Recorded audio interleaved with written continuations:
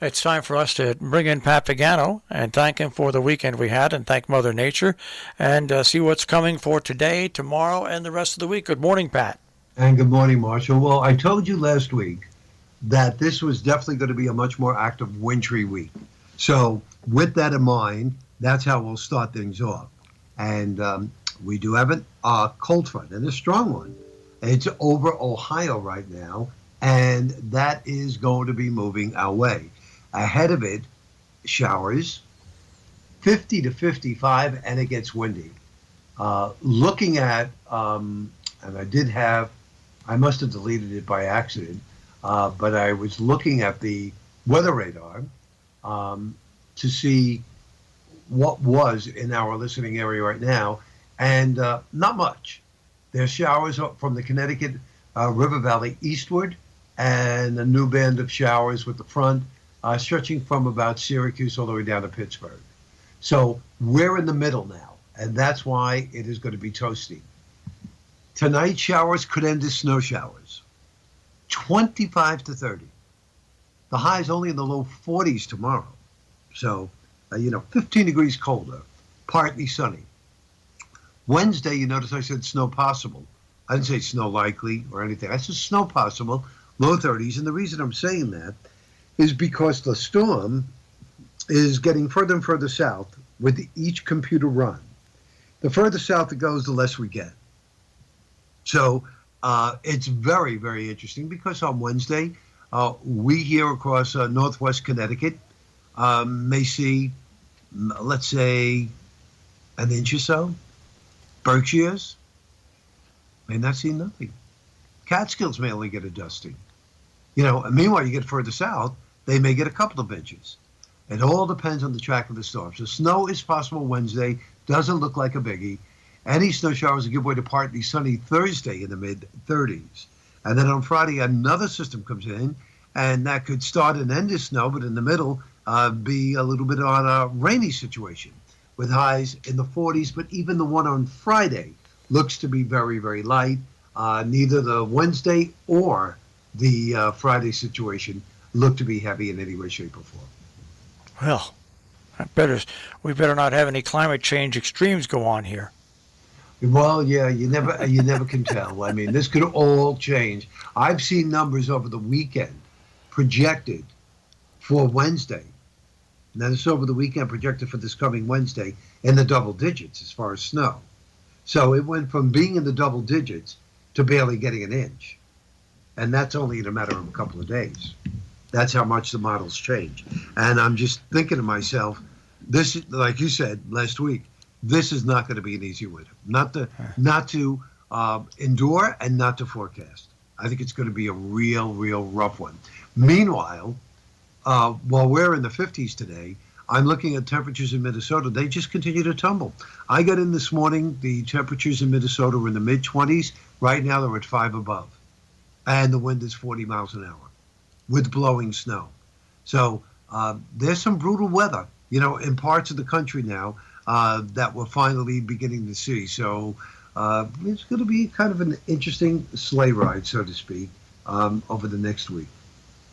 All right, so will we get any thunderstorms today? Maybe. Could be a little thunder. I didn't put it in because I really don't think it's going to be widespread at all, but it's not out of the question for some folks to get some thunder and lightning. And what time should this front cross by? Probably not until the hours of, I would say, between 5 and 8. So if we were going to get any more slightly heavier precipitation, it would be then, right? That is correct. Right. Yep. Just showers and warm temperatures before that. Yeah, I don't even think you're going to see too many showers until then. So make the most of it, because it is going to be a mild day, but a windy one. I did get to, you remember how sick I was on Friday, right? Yeah. I did manage to get to Pomona, and I managed to get the tree. It is a, did I tell you? Is it a Douglas fir? Douglas fir?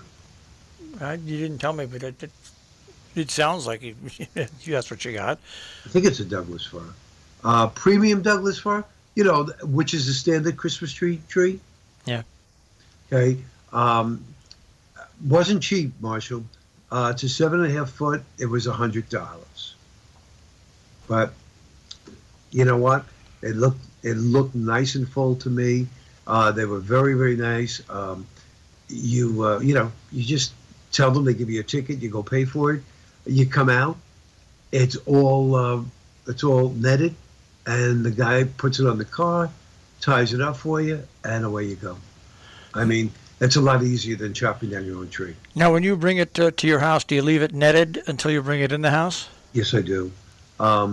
He told me, he said, a lot of people, take the tree home and they figured, oh boy, we have to put it in a bucket of water. He goes, you don't do that. He said the tree is just fine. Leave it the way it is outside. When you're ready to bring it in, cut the stump off, slight. He says, and then get it into your stand with water. He says, that's when the tree will drink. He said, but right now it is fine. There's not a problem with it. I always hated cutting the stump. I'm sorry. That's not an easy job. I know. Did you do it by hand? Back when I had kids in the house, yeah, and it was just terrible. Eventually, what I ended up doing was getting one of those things that have a real thin blade, and almost, how you take a ham and you cut the ham so you can put things on and it goes into the ham. Right. That's eventually what I ended up doing with my Christmas trees, is cutting these channels and making it look like a checkerboard on the bottom. I got you. And that way, you opened it up so water could go into the tree, but you didn't have to get all that gummy stuff, because it's really not an easy job to cut that stump. I'm sorry. Yeah. Well, I'm gonna use my electric saw. See, I didn't have an electric saw, and nobody that had the one, they looked at me like I was crazy. Why, you going to gum up my electric saw? I don't think so. Yep, I'm going to use my electric saw. The circular saw. Yeah. I'll be done in 2 seconds. Whenever that occurs, I don't know when that's going to be, because Saturday, I'm trying to remember. Saturday was a little too. I spent some time outside Saturday, getting some of the stuff up. Saturday afternoon, because it was very, very nice in the sun. It was nice. And then I figured, well, Sunday's another day. And yesterday I finished. And now today, since I'm having the real mild weather, I'll go out and tweak, because I noticed last night when we lit everything up, I noticed some of the bulbs were out, and I want to put some twinklers. I told you I'm using the old-fashioned C7s. Yeah. And they look real, real nice. And I just need to run to the home improvement store and get a little more real garland. I have it around my door. I want to put it on each side, so I just have to get a little more garland, and I'll be done with that, so the outside's done. And now it's just a matter of when I want to move things around in the living room and get the tree in. But that's the way I'll do it, Marshall. I will cut it off, cut the stump first, get the stand and everything set up in the house, bring the tree in with the netting on, get the tree in the stand with the netting on, make sure it's secure, and then with a scissor, cut the netting off, and then the tree will drop. All right, so I had a surprise last night. Okay. Johnson, in the middle of the night, he always sleeps right by me. I woke up and he wasn't there, and all of a sudden, plump, he jumps up on the bed, and he's meowing. I put the light on. He's got a mouse. No. He drops the mouse on the bed. Mouse is dead. D-E-A-D. So I was going to try to get the mouse and throw it away. He picks it up. And for the next hour, he runs around the house with the mouse in his mouth. So I just went back to bed, and I looked for it this morning. Couldn't find it. Probably under some chair, so we're going to have to do a mouse search so it doesn't start stinking up the house. But he was bringing it up to show me that... So you're present. Here you go, Dad. I got this mouse.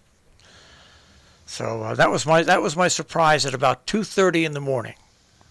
Well, I guess I would opt then for what happened with me, because I woke up, get this, 1:45. Oh. I could not sleep. Marshall, I just could not sleep.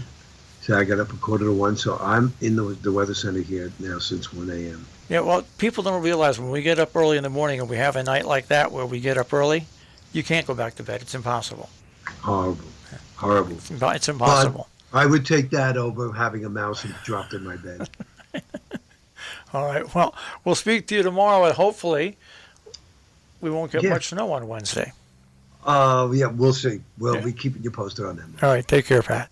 Bye-bye. Pat Pagano this morning at the Weather Center with a check on our tri-state forecast here on Robin Hood Radio.